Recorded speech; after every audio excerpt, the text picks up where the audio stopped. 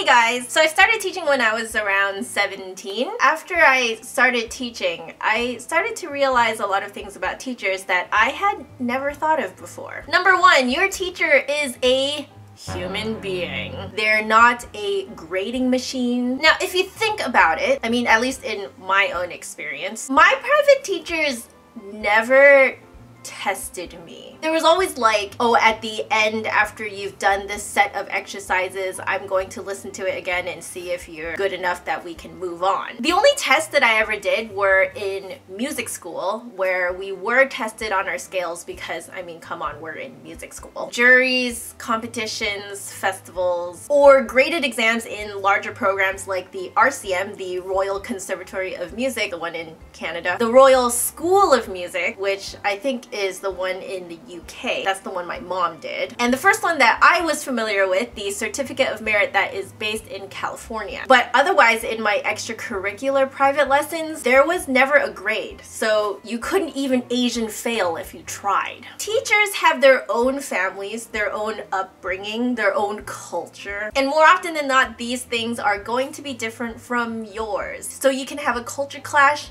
in your private lessons? Yes. A classic example is if a very typical Chinese auntie teaches you piano. That is not how you do it! You do it like this, rather than your typical North American born teacher. Well, that was good, but maybe you can try it this way. Number two, you have to remember that everyone has hormones. And yes, even your teacher has hormones. If it is a lady, she could be on her period, PMSing, menopausal. If your teacher is a male, he could be on his man period, man PMSing, or menopausal. Basically, from when you hit puberty and onwards, hormones are just going to be a thing in your life. And teachers are not exempt from this. Which means, of course, that depending on their mood based on their hormones, it can actually affect your lesson. Which leads nicely into number three. If your teacher has a bad day, it can affect your lesson kind of negatively. I mean, I don't like to say that, but it's kind of the truth. Throughout the entire lesson, they will mostly look something like this.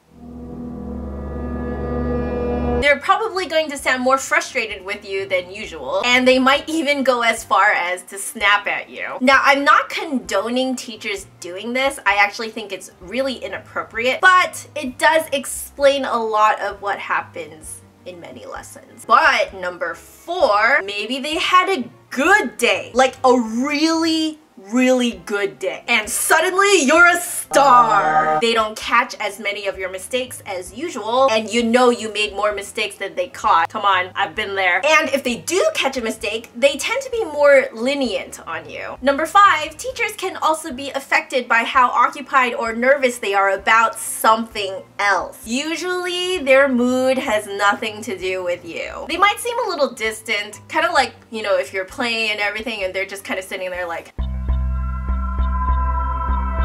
they're probably getting you to do the same thing over and over again without actually explaining what you should be doing. Which of course makes you think maybe they weren't even listening to you in the first place. Or they pass everything that you are playing for them, even though you know you are not quite prepared on most of them. Which again makes it apparent that they weren't even listening to you in the first place. Or, my favorite, you end up sight reading random duets with them instead. But of course that goes the other way too. If you are way too unprepared, chances are your teacher is just gonna make you sight read a bunch of crap. Number six has something that I mentioned in the last point about why your teacher might keep telling you to do something over and over again. Of course, your perspective is like, why? But chances are, let's say that it is a good day, they're probably thinking to themselves, oh, they didn't do it right, but their mistake is so obvious, so I'll just get them to do it again, and they'll correct it. Why do they think this? Because at this point, your teacher is probably so advanced that they are now taking a lot of technical things for granted. Like, tonguing to them is not even a thing they have to think about. It just comes out by itself. But you, as the student, might still be learning about tonguing, and it still feels highly unnatural, but then your teacher's like, why can't you do it? It's so easy. What do you do in this situation? Well, honey, that is probably why you are on this channel in the first place. Don't lie, you are looking for a second opinion. There are two other ways that I came up with to deal with this situation, and one is to mimic your teacher, like you are a carbon copy of them. You want to mimic their tone, you want to mimic their embouchure, you just want to mimic them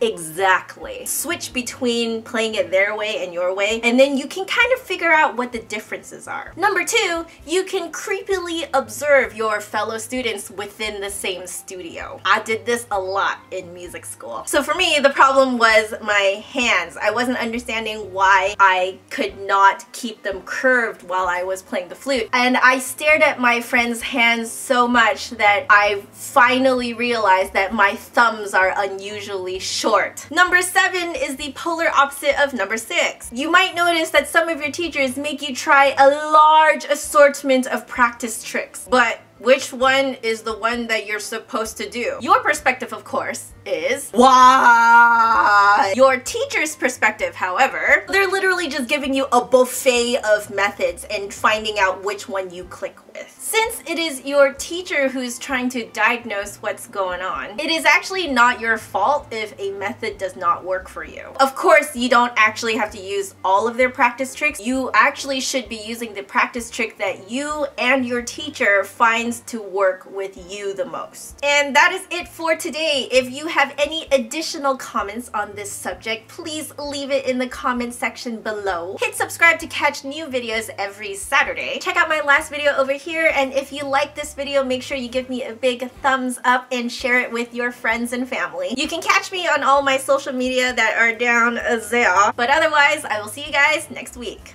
Bye. So I started teaching when I was around 17, and that was right after I had played a high school graduation recital that, of course, I put on by myself for no reason at all other than to show off what little skill I had.